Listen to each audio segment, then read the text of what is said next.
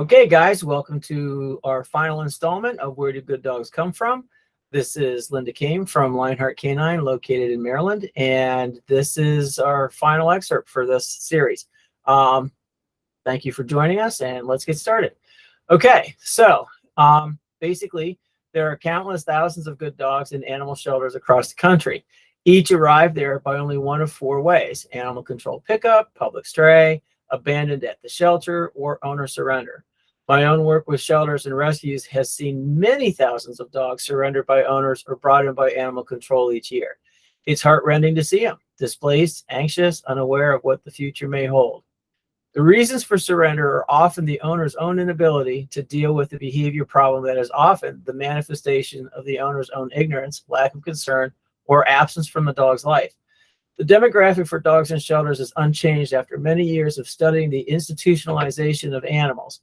The mean average ages are young, intact male between the ages of 8 months and 2 years, seconded only by adult demographics of 2 years and older, often intact, followed by the senior dog population and puppies under the age of 8 months, which surprisingly, puppies make up only a small percentage of any given shelter population over the course of a year. Now, granted, in spring and in the fall, there's more because the breeding season and so on and so forth. But overall, numbers per year, puppies are the lowest numbers because puppies are desirable. Some of the dogs that come in as public strays and through animal control are dogs who have escaped the confines of their yards or homes, and the owners are blissfully unaware or unconcerned over the dog's departure. These dogs fit the demographic above, intact, young males for the most part, owned by people who are unconcerned or otherwise uninvolved with their care or maintenance. The vast majority of these dogs are mixed bred dogs. Their ancestry is undetermined. Although there is a percentage of purebred dogs that end up in shelters, it is less than 10%. And if you consider every pit bull and every metro shelter a purebred dog, those inflated numbers quoted by disreputable sources are fiction. Not every black dog is a lab, nor is every black and tan dog with upright ears a German Shepherd dog. Of the dogs I have worked with from shelters or rescues, less than 1% have had any obedience training of any kind. And most of them end up unowned due to behavioral problems that are most easily addressed with a little thought, effort, and commitment. Of the dogs brought in as strays through animal control, the fact that they mirror the surrender population demographic should come as no surprise. More often than not, these dogs become strays because their owners turn them out or they escape through boredom, and owners absolve themselves from the responsibility of their care.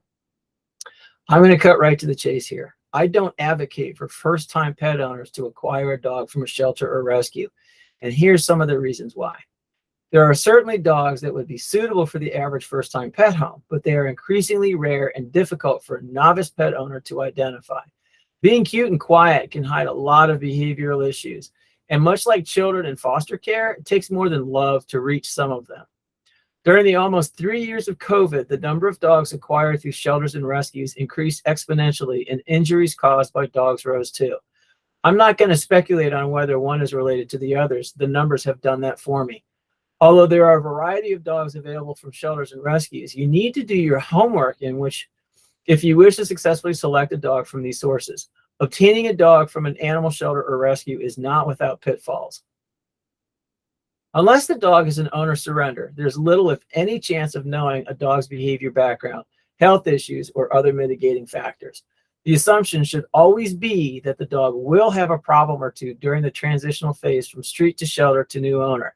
Even if the dog is an owner surrender, you cannot count on the accuracy of any statements the owner may have made regarding the dog and its history with that family or in that environment. People tend to not give away things they value, and I can assure you many of the reasons given for giving up a dog are fiction. I can almost guarantee that the reason is crafted to make the decision look difficult when in fact the dog's behavior had made it an easy one. People lie. In the misguided aspirations of making their dog more adoptable, they may have omitted pertinent information regarding bite histories, health issues, and so on.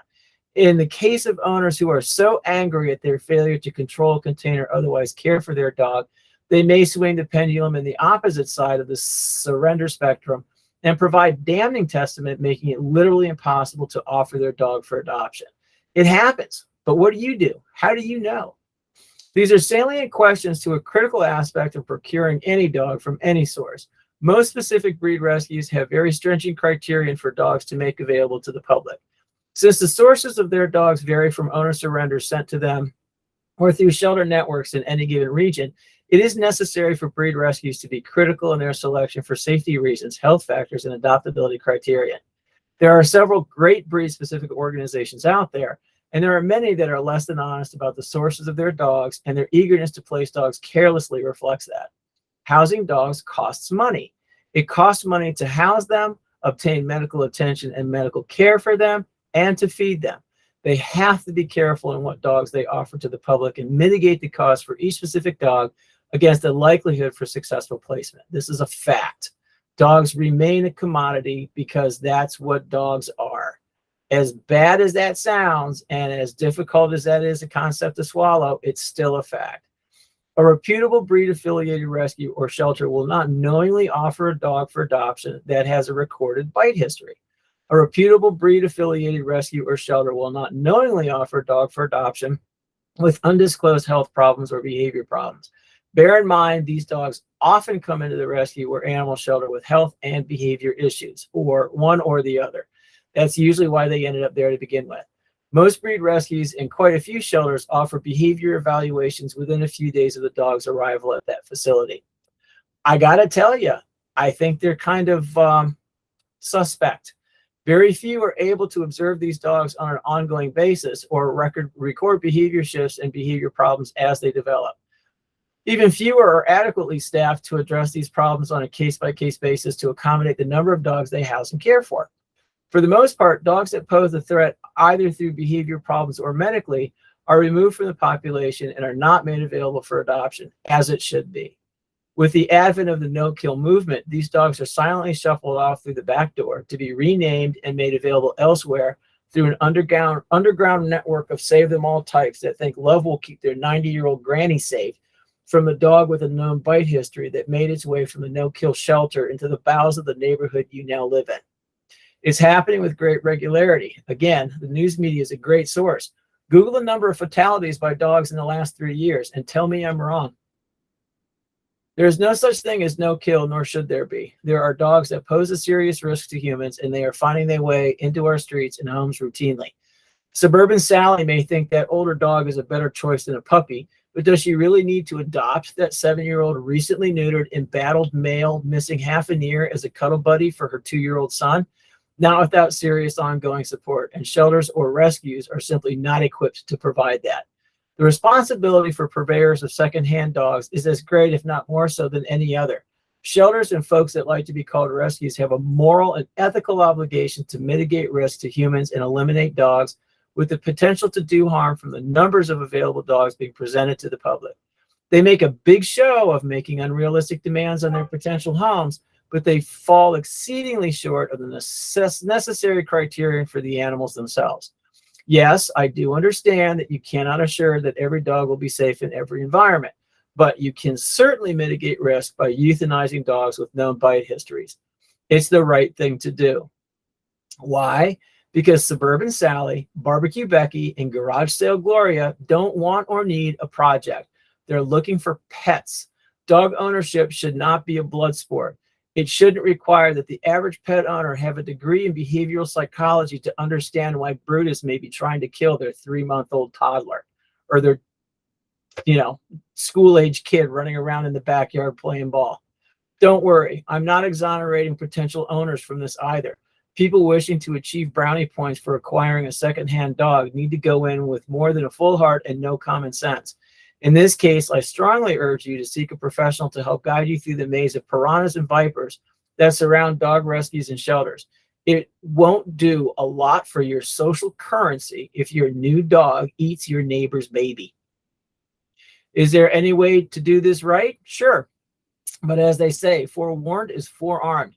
Know your limitations and really think hard about what those limitations might be. Are you okay with a dog that's not crate trained, not housebroken, fearful to the point of reactivity? You'll get a lot of that with secondhand dogs. These are fixable with work and time, but making these decisions early in the process. Oh, here we go. Sorry about that. Making these decisions early in the process will assure a higher likelihood of success simply because you have prepared yourself for these variables. Asking yourself if you are mentally and emotionally prepared to accommodate a dog with behavioral needs is a great way to start down the path of choosing the right dog for you. It may be that you have the capacity to help a dog with behavioral needs, as long as you are aware that these dogs are not like that freshly minted puppy from that top breeder's home. They require their own set of precautions so that they don't end up as a secondhand dog as well. As I said before, I am a child of adoption. I was not an infant. I and my siblings were all older children with abandonment issues and defiance disorders because of our previous experiences in less than perfect homes. My parents had a lot of love, but they had a clear vision for their children, and they set boundaries and expectations. Mistakes were made, but we all managed to achieve adulthood without criminal records. Well, most of us. And all of us have achieved a level of social maturity as befits our temperaments. If you should decide that your next dog will be a rescue or shelter alumni, be sure to ask a few questions of the appropriate staff about the dog you're interested in. Do they get along with other pets? A dog who is living with another dog at a shelter or rescue is not necessarily a safe bet. Some problems may arise once in the new home and could display as defensive aggression unleashed in the presence of other dogs or increased territorial displays. Food defense with other animals or even humans is not uncommon. These are all behaviors that are common to dogs who have been institutionalized and can be resolved with effort. If the dog was fostered in a private home for any length of time, speak to the foster if you can and ask about compatibility with cats or other small animals if known, interactions with kids, or behavior observed around strangers. Once in a new home, there's a possibility of a dog becoming reactive with strangers or even members of the new household. And again, these are manifestations of the institutionalization of the dog prior to the new home. Many of these issues are resolvable with effort. There should be adequate health records supplied by whomever sponsored the dog. These records should indicate the date of any rabies immunizations, spay or neuter records, booster shots, and tests for internal parasites. Any other health issues that are specific to a dog may be identified through vet records if available, but for the most part, a dog in a shelter or rescued is an unknown quantity. Unless there's a specific reason that indicates extensive examination via radiographs, blood tests, surgeries, what is and may be necessary, there are no guarantees that a dog from these sources is physically fit. A dog breed rescue or shelter will have documentation regarding any health disclosures, or should. Be sure to ask for health records if they are available. Dogs out of shelters are sold as is. On that note, you will have to assume responsibility for your new dog regardless of his origins, whether purebred purchase, acquired from an animal shelter, or dog rescue. There are things you must provide on your own. Have your new dog seen by a veterinarian within the first few days of bringing him home. Don't be surprised or angry if your new dog has parasites. In most institutional environments that house animals, although easy to manage, internal parasites are difficult to eliminate because of their resilience to cleaning agents and the surface on which the population has been housed. Your new dog should be flea and tick free when you bring him home. Be sure to have the staff check for fleas and ticks before you leave. Most dogs in shelters and rescues are treated for fleas and ticks when they arrive at the facility, but again, it can be difficult to manage large, ever-changing populations of dogs without having the occasional flea come in undetected.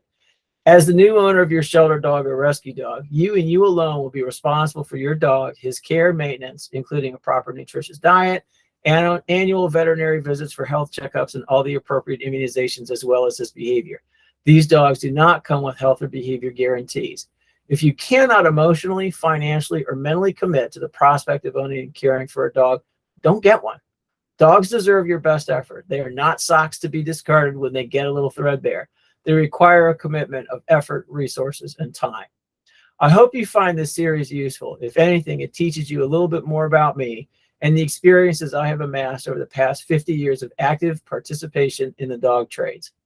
The next series will be on the dogs themselves, group by group, discussing popular breeds and some of the best kept secrets in dogs, what makes them great candidates for new pet owners, and what to expect. Thanks for your time and happy training.